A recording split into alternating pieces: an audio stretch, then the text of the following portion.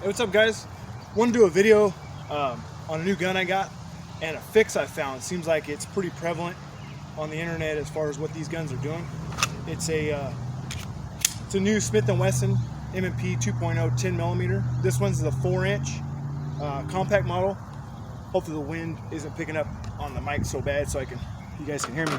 But anyways, it's the compact version, full-size grip, 15 rounds, 10mm.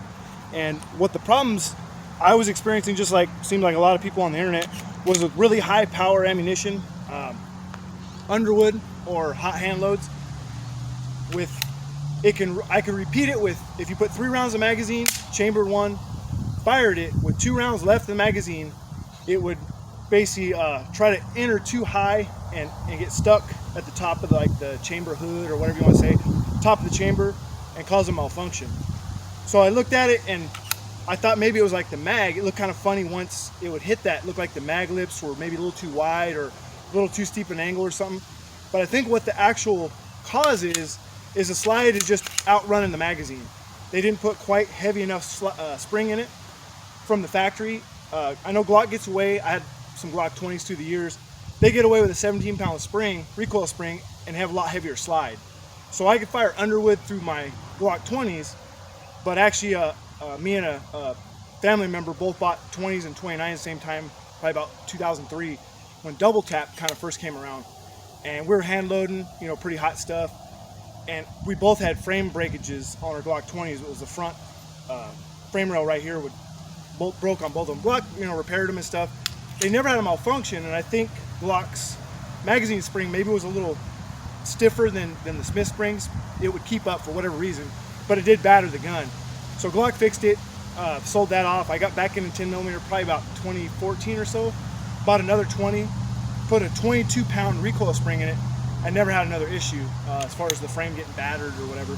So this kind of same thing, I went and tried. They don't make, for the 4-inch, they don't make a drop-in replacement guide rod spring. Like Wolf Gun Springs makes one for the 4.6 that you basically use the 45 version. This one, unfortunately, is a 4-inch, so it's kind of more compatible with the like the 9mm, or they do make a 4-inch 45, but nobody makes, at least that I've seen, a complete recoil spring assembly for this gun. So the fix I found, and this worked for me, hopefully it'll work for you guys if you run into some troubles with your M&P doing that, is a Glock 20 flat recoil spring at 24 pounds. I tried the 22, it worked. I had just a couple malfunctions with that with Underwood, which is like nuclear powered ammunition, but the 24 has been flawless. So basically, if you get one, this guide rod is serviceable. There's a 1/4-inch nut here. You can take that off. You have to put this in a vise or hold it stationary somehow to get that broke loose. There's a little bit of Loctite on it. Once you get that broke loose, you can pull the factory spring off and slide on a 22-pound or 24-pound flat recoil spring for a Glock 20. So what I was going to do is shoot a few rounds of Underwood to show you guys this gun will actually function Underwood. This is hotter stuff than I load. I load pretty warm stuff because when I shoot 10, I want to shoot 10. So this is a 200 grain at 1250. So that's a really stout round. And we're going to do the same thing. I'm going to put 3 rounds into the magazine, chamber 1, fire it, and show you guys that it'll actually cycle this and not have that dreaded high entry malfunction, or whatever you want to say, failure to feed basically, but it's consistent. It's consistently high when it goes up. So put my ears on.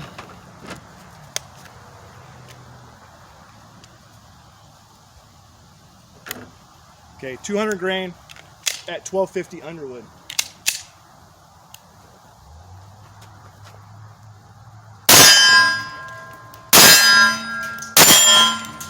And the slide locks back. So like I said, it wouldn't do it in the factory configuration. This is what I put in it.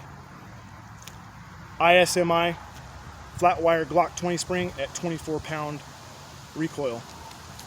So hopefully that helps you guys if you run into that issue.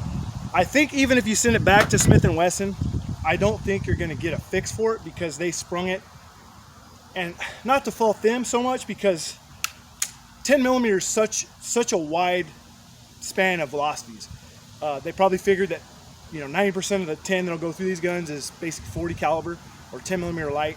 That's the majority of what you buy off the shelf, your ball, target rounds, stuff like that.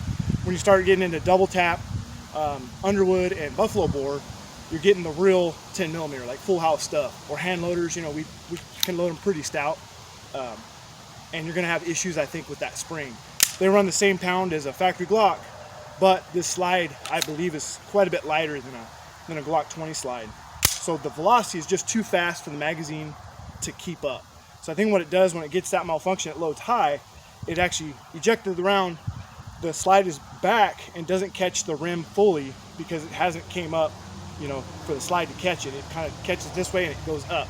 And that's what kind of the malfunction looks like, is the round is up at the top of the barrel hood right there and won't, isn't low enough to go into the chamber. So that was a fix for me, guys. I hope that works for you. If you're experiencing trouble with these, I see a lot with the 4-inch model running those troubles. So hopefully it's a fix. It did for me. Hopefully it works for you. Another cool thing about these guns is this is my Burly Man holsters here that I carry a lot with my 2.0 9mm 4-inch version. And with a TLR light, it's a perfect fit. This is my 9mm. It's clear. No magazine. This is my 9mm. Nice holster for it. So that's kind of cool if you got the if you're already carrying a 9 or 40 or whatever that size frame. This is the Tier 1 concealment Axis Slim. Same thing. Fits good. No, you don't have to shove it in. It won't fit the magazine, obviously, because the magazine's bigger. So you would have to order, if you carry like a sidecar holster type like that, you would have to order one to accommodate the bigger magazine. But if you don't, you just have one like this, it'll fit both of them. So I thought that was pretty cool. So anyways, guys, like I said, I probably got over 300 rounds to this thing so far. Most of those are hand loads. It's almost unobtainium to get Underwood, and it's extremely expensive right now. So most stuff I shoot is hand loads. I had a bunch left over from my Glock 20s. So it cycled everything, all my hand loads. I don't have any 40. I don't have a 40 gun anymore.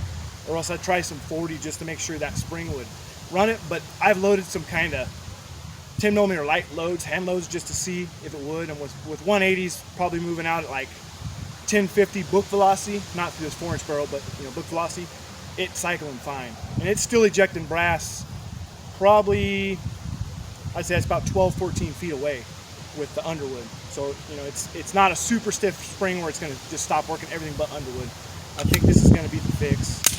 So anyways, guys, give it a try. I hope that steers you in the right direction. Like I said, not to really blame Smith & Wesson, because the same thing, the way I think about it is if you bought a 3.5-inch shotgun, semi-automatic shotgun, it's really hard for a manufacturer to gas it correctly to fire 2 3/4 inch all the way up to 3.5, because it's such a broad spectrum of pressures, and power.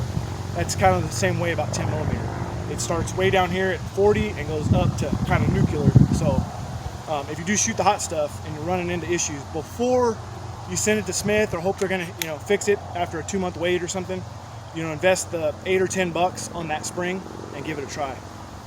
All right, guys, hopefully this may solve some problems out there if you have them. And thanks for watching. See you in the next video.